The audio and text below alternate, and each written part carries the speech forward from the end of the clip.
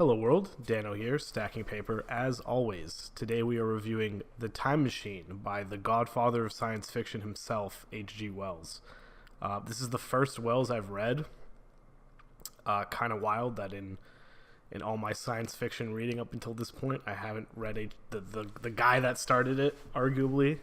I mean, people argue between him and Mary Shelley, who started science fiction, but I don't know, I think Shelley is more a gothic romance that just is kind of based on a sci-fi idea, but H.G. Wells he really is that guy. Like, this story is the reason why a time machine is called a time machine. You know, this is the first story where time travel, not the first story that time travel exists in, but the first story that uses a device to achieve it. Like, this isn't like some godlike magic traveling through time. It's a device that people, like regular people, can use. But this story, it's better than I thought it was going to be, especially considering, again, I'm a plot first kind of reader. I really love, like a dense, intricate plot. This doesn't really have much of a plot. It's really just a thought experiment, which, when you get down to it, that is like the primal genesis of science fiction. It's taking a thought and saying, what if? And just extrapolating a what if. And that is all that this story is. It's about a guy in Victorian England, invents a time machine, travels fucking like 800 some thousand years into the future, and like has to try to fucking figure out how to get back. That really is the story. And it is cool that being like the first time travel story, it really does feel different than every other time travel story that's come after it that utilizes some kind of machine or mechanism to time travel. Or even just in other ways, like even in a mystical way. Like, you find a lot of time travel stories keep it kind of contemporary. Like, you rarely see them travel that far forward in time. It's either a few decades so that there's like some kind of through line, something like Back to the Future, or like Looper or something like that. Or you'll get like, historical time travel, like Bill and Ted level stuff where you kind of like go through the eras of history. Very rarely do you get time travel where it's just so distant from where you are that it's just an alien world. And that's exactly what this one is, which is, again, it really does separate itself, because he travels so far in the future that the world is like unexplainable. It's populated by these creatures who are very like dainty and like weak and small, and they live, for all intents and purposes, they live in a utopian society. Like, everybody just eats fruit, and everybody's just like fucking each other, and everybody's happy except for one thing: they're really scared of the dark, and he's not really sure why. And that's kind of part of the core mystery, is he's kind of just walking around like trying to figure out like, oh, they have all this technology, they have the technology, but they don't understand how it works. They're just happy to kind of live this life of blissful ignorance. And of course he loses his time machine, because his time machine pops up, he meets these people, he goes for a walk, and then by the time he comes back, it's gone. And he sees like a sphinx, like this white or golden sphinx, I think it's gold. And he tries to enter it, and all these like little creatures are like yelling at him not to go there, and they're all stopping him, and he goes, okay, what's going on here?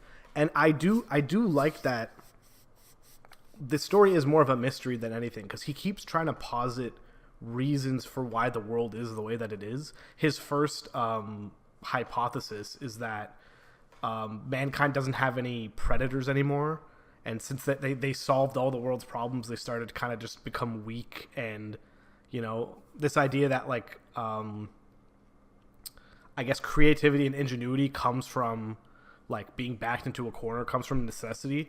And since they don't have any necessity anymore, they have no reason to try to learn or create or understand anything anymore.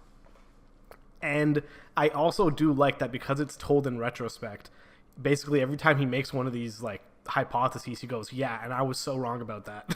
Basically, like, I wasn't even close. Because about, I guess, 2/3 through the book, he finally goes underground because there's all these like ventilation systems that it's unexplained what they're there for, and every time he tries to approach one, all these creatures stop him. And he finally goes down, and he meets these other creatures that I guess he calls the Morlocks, and they only exist in the dark. They try to like jump him and mess him up, but he manages to kind of fight them off, and he sees where they live, and they're operating all these machines, and it clicks for him right there. These creatures are building all the things that the Eloi, these like aristocratic level kind of dainty figures up top, enjoy, but the trade-off is that they eat them because he sees like a disfigured, like half-eaten Eloi body, and he's like, okay, that's gross. So essentially their relationship is they create all these like tools and shit for them to use and send them up through the vents, but then at nighttime they go up and they take them and they eat them. It's really fucked up actually. When that reveal happened, I was like, that's super creepy. And then, there's like a little bit of action. You got like, he kind of falls in love with this little Eloi girl, and he tries to take her back, but she gets lost in this like massive forest fire. I do like how like the subterranean Morlock creatures, their eyes are so big that any kind of light is just like a flashbang to them. So that's their kryptonite. And when he goes to try to get his time machine back, he notices that the Morlocks like leave the gate open, and they leave the machine right in his view because they kind of use it as bait. But they don't realize that he can use that machine to then escape. So he does get his machine back, he escapes, and he travels even farther into the future to the point where he sees these like crab creatures on like this blood red beach. It's very metal, to be honest. And the sun keeps getting bigger and bigger, like it's redder and dimmer. And then he makes it back home. And basically all the people he's talking to don't believe him. And he has one guy that believes him, and kind of there's like a little bit of an epilogue where he sees him travel again, and he hasn't seen him since. It's very like I don't know how to explain it. It's just a good little thought experiment, and you don't go in with like crazy expectation like it's going to be. It's well written enough, but it's not like you're not going to be attached to any characters. There's no like really big world building. It's just kind of like a snapshot what if. And I think it does the job very well. I'd say like a solid 7.5, like a high B, low A book. Like just a classic of the genre for a reason. And like I almost feel like giving it a higher rating because it is like the foundation of so many other things. But I have to be honest, like obviously there's better time travel stories. And if anything, this doesn't even feel like a time travel story as much as like an alien exploration story, because he goes so far in the future that Earth is pretty much just an alien place.